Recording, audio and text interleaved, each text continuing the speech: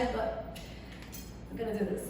Also, I do know it's not the best lighting for my presentation. I'm so extra. It is 3 in Mexico right now, 3 p.m. The sun is shining, but I gotta rip the band-aid off, okay? I gotta do this. Woo! So, today, we're gonna be talking about going from the scapegoat to the escaped goat, okay? Also, I'm gonna have to be moving around a lot. I am very fidgety as a person, but it is also because I gotta move the slides. I thought I could do it remote, but no. So, I'm gonna make it work.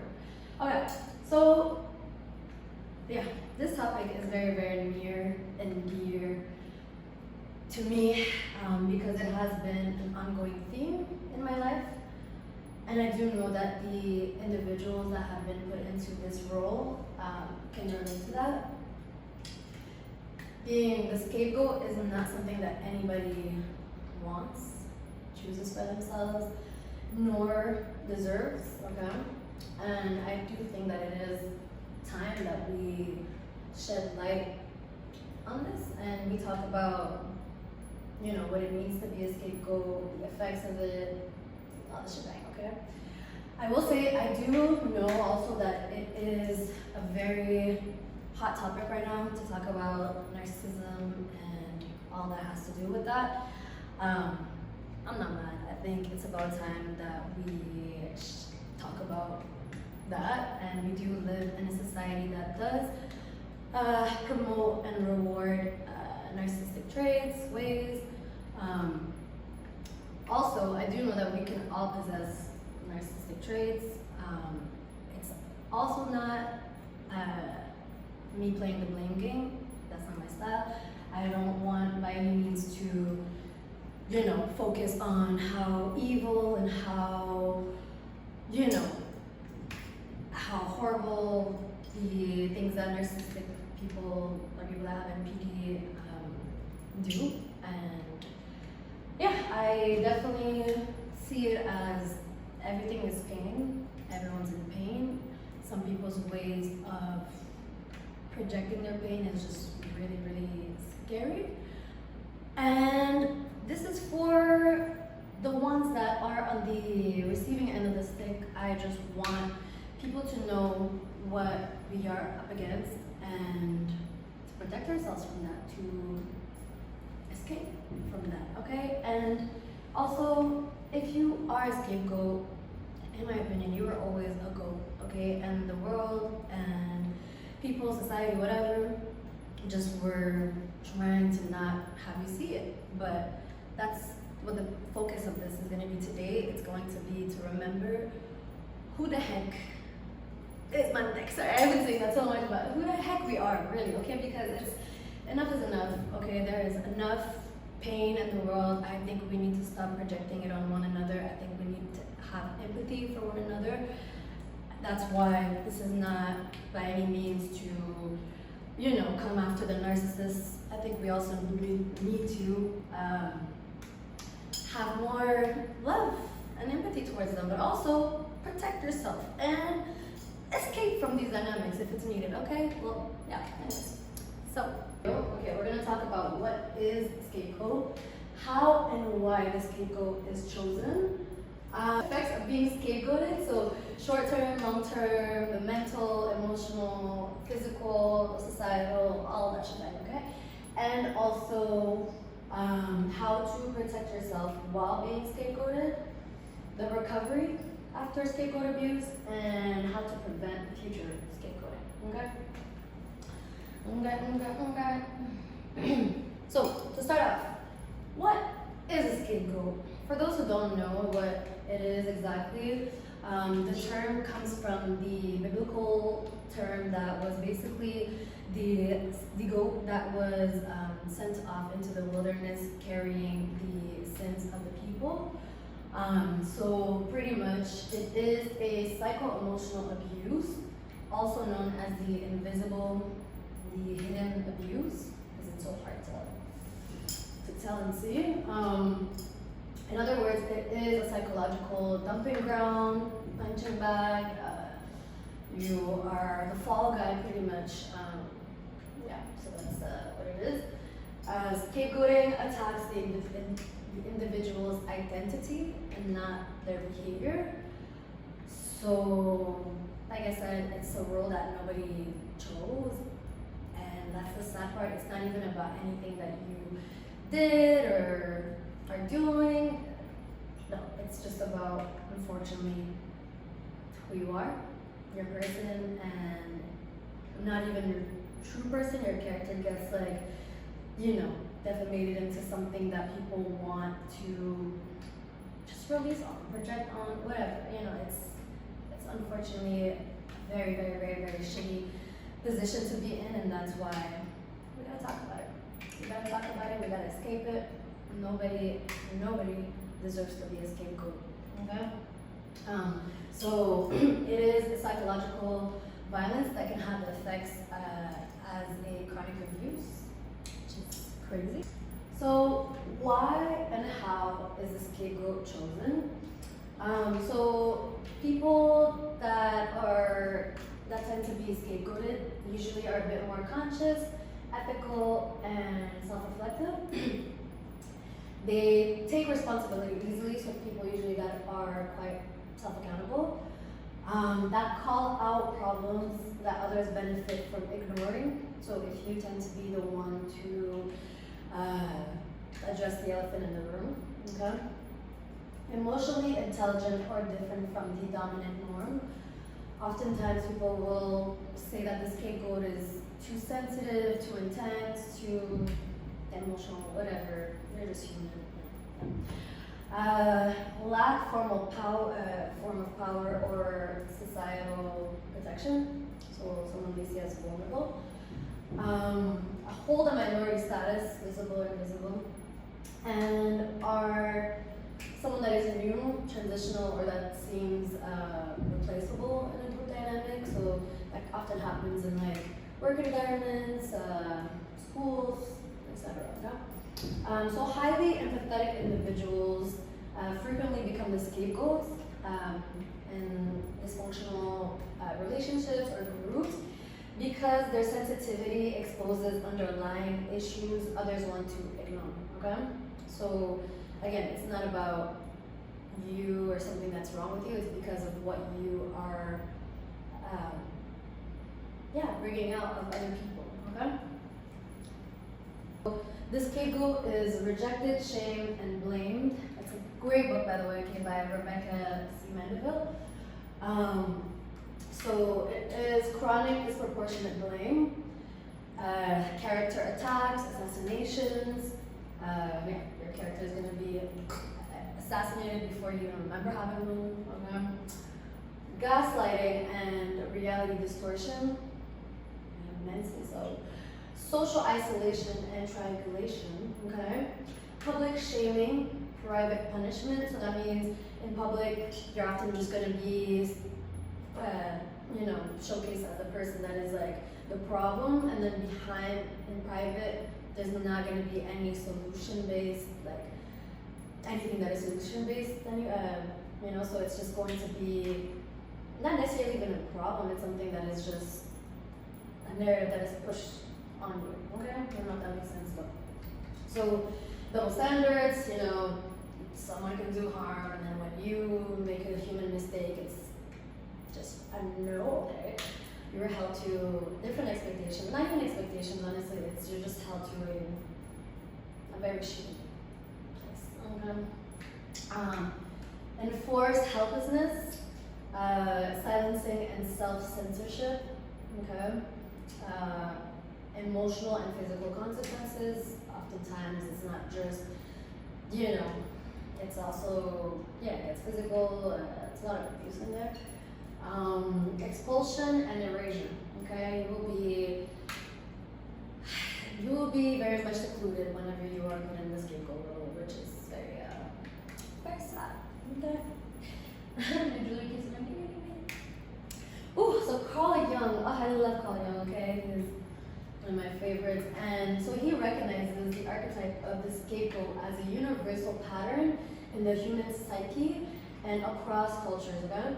This archetype represents an individual or group who is made to bear the sins failures or misfortunes of others, thereby offering a temporary sense of purification, relief for the collective, okay? 1959. Woo! Isn't that crazy? So now we're gonna go into the effects of being scapegoated. We're gonna start with short-term effects. So this is the psychological effects. So short-term, chronic stress, hypervigilance, anxiety, panic attacks, shame, humiliation, and self-blame. You end up internalizing a lot because you're constantly told that you are a problem and very outnumbered in that, so you internalize a lot of shame and guilt and a lot of things, okay? Confusion and cognitive dissonance. That comes from all of the gaslighting, all of the confusion that, you know, you feel like you know yourself and you know that what you're being portrayed as, or like, you know, kind of like, yeah, the boat that you're being put into, you're just kind of like that, well, that's not me. But again, it's so much bigger than you that you don't really have, it's so hard to see it, you know, for what it is. So that's where the confusion and the cognitive dissonance comes in a lot. Fear of speaking and acting, because whenever you've tried, when you're trying, it's just, you're not being met with, you know, with what you need and deserve. So yeah, you end up being scared of even trying to speak or be acting on anything. Emotional exhaustion and self-criticism and rage. Yeah, again, more internalizing. These are the long-term effects, so depression and complex PTSD. Yeah. Shame and guilt, again. Imposter syndrome and identity, again, that comes with all the confusion and gaslighting. You end up really not knowing who you are anymore, you know. Identity erosion, sorry. Self-harming behaviors, that is a very, very, very huge thing. A lot of scapegoats end up carrying this on or continuing the cycle in their adulthood and just indulging in a lot of self-harming behavior because you've been used to being a punching bag and dumping around whatever, so it's like you end up taking all of what people have put onto you and you end up joining in, you know, you do it to yourself. So there's a lot of issues with substance abuse, with self-harm when it comes to like physically. You can indulge in extreme addictive behaviors when it comes to even like sexual experiences and just a lot of stuff. Okay, we'll just say that. Suicidal ideations. That is very, very, very unfortunate because I did come about a research that was stating that the average life expectancy of someone that has been put into this role is 39 years of age. Yeah, this is why we're doing this, guys. It's scary, okay? So the physical effects, sleep disturbance, insomnia, it's a huge thing. Cardiovascular issues, weak immune response, fatigue and burnout, it's exhausting, okay? Muscle tension and chronic pain. It is linked to a lot of chronic issues, so yeah.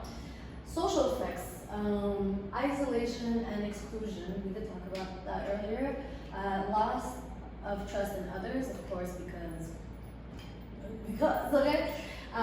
Fear of groups and authority, difficulty with relationships, people pleasing, and withdrawal or emotional numbness, okay?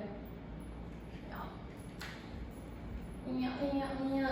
Reputational effects. I mean, listen, you don't give a heck about a reputation, okay, when you know who you are, not you know, and you stand solid in that, but again, it is super hard to function when it is something that is tainting your whole character and image, and when it comes to work, maybe when it comes to new friendships, relationships, that's something that is definitely going to follow you, okay? Because oftentimes,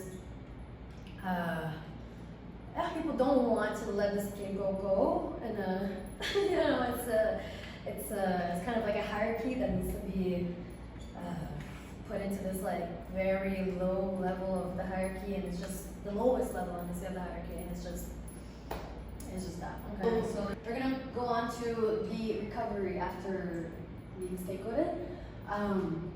This is very important because this form of abuse attacks your self-perspective a lot. So it is really important to reground yourself in your reality. That's why I keep repeating, I'm remembering who the heck is my neck, okay? And we all need to remember who the heck we are, because that is something that is huge, okay? It's huge. Separate yourself from the role assigned to you. You were used, you were not exposed, okay? And you need to remember that. In this dynamic, you were not exposed. It is not true to who you really are. It is just you being used in a greater scheme of things, okay?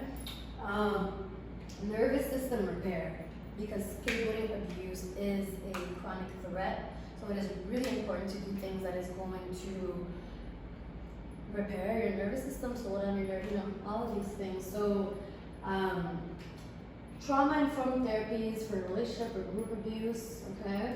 Somatic regulation, so any form of going for walks, breath work, meditation, yoga, everything that is just going to slow you down, okay? Because, anyways, I am someone that's really on the go-go, and I am hyper-focusing on just calming down, okay? Everything is not always an emergency, or like we have been used to it being.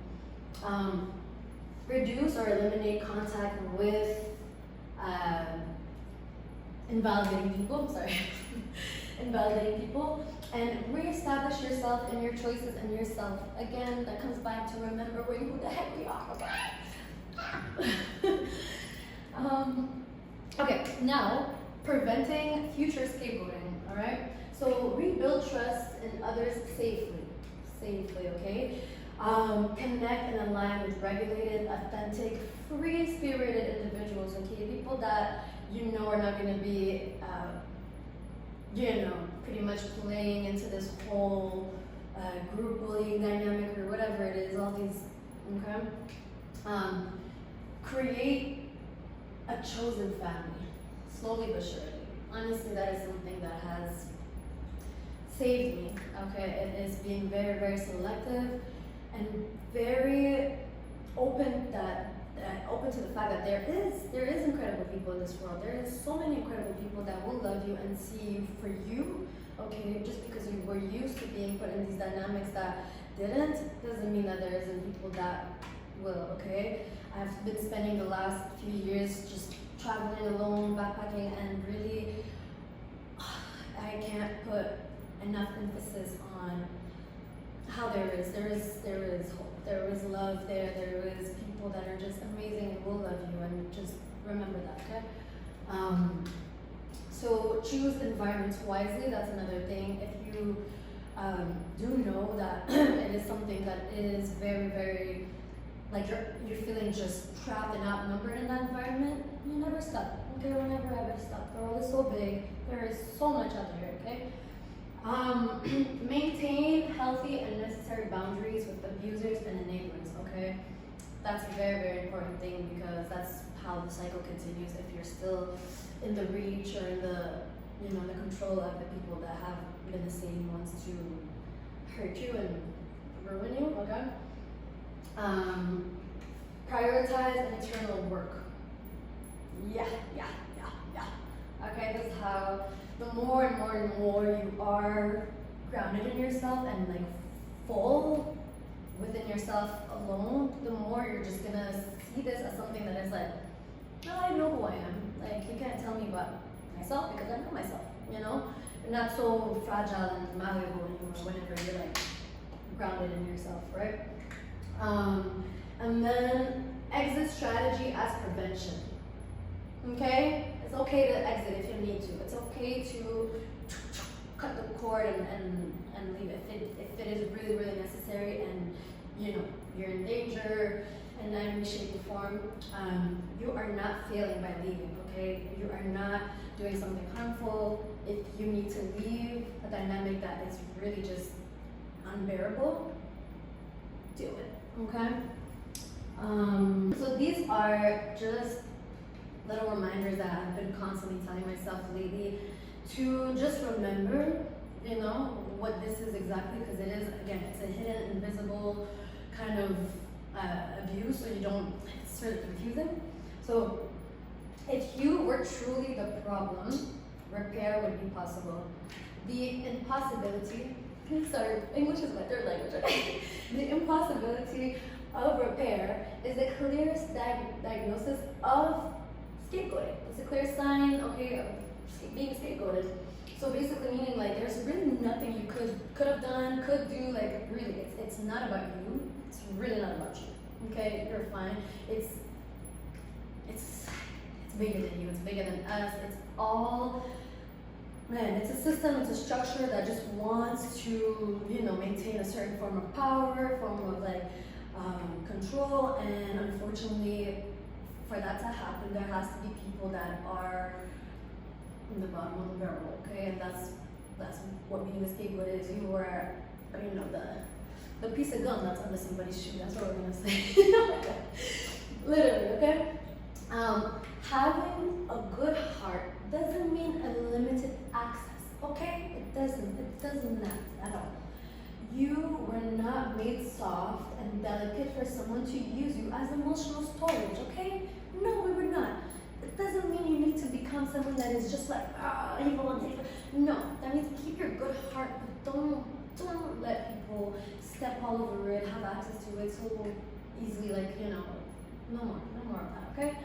And then boundaries are not bitterness, okay? Boundaries, what you need, are not bitterness, they are wisdom, okay? I know that people that are put in this position have such a hard time imposing boundaries because it, you know, we often think like, oh my God, I'm being mean, I don't want to do this, but it's like, no, we need to, okay? We need to protect ourselves. Oh, and okay, to conclude, I'm not a professional, okay? I did study psychology in university a little bit and I dropped out. Listen, I'm just a psychology junkie. I research all the time and love to learn about myself and just the world, right? We need to know what we're up against. And these are the two women that I really owe a lot of my knowledge and just everything really to when it comes to this topic, okay? Dr. Ramani, love this woman, okay? She has been a blessing when it comes to knowing what is NPD, you know, she got a PhD in NPD, okay, this one, and she is incredible when it comes to just saying things in the most, you know, eye-opening, oh my God, just you guys, go search her up on YouTube, she's incredible. I'm gonna put these links and everything on in the bio. Oh my God, this is my first YouTube video, I can't believe it. I'm gonna put the link in the bio, okay? And then this woman over here too, oh my God, I love her, Rebecca C. Mandeville. She's the one that wrote the book Rejected, Shame, and Blame. She talks a lot about FSA, which is Family Scapegoat Abuse, and just such an incredible woman with a lot of just amazing research and teachings, amazing. Anywho, so this is pretty much the end of my presentation. Can't believe it. I'm really proud of myself for doing this. It took so much strength. Like I said in the beginning, I have a lot of fear of being seen, which I guess comes from being scapegoated too, you know? And this is part of my journey of remembering who the heck is my deck, like I mentioned a few times. And it's really, man, really, guys, there is light at the end of the tunnel. Like I said before, I really do believe that people that have been put into the positions of the scapegoat are the goat, okay? You are someone that has a kind heart and that has a lot of empathy to put in this world, and that's what we need to continue to do. We don't need to go and feed into the darkness of things as much pain, okay, that comes with this.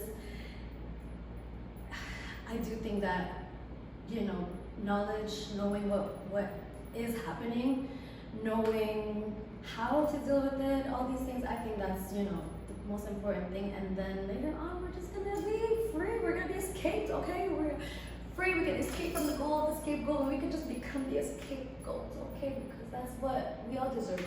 We all deserve to just, you know, not be like, not be yeah, anyway, such an abusive and freaking role.